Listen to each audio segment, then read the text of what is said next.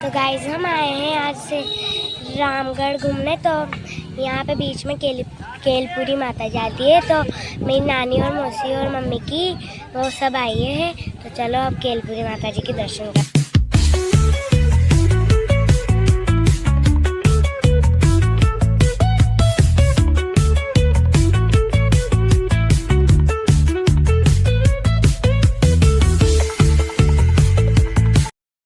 तो गाइस हमने यहाँ पे कर लिया दर्शन। तो अब जा रहे हैं हम रामगढ़।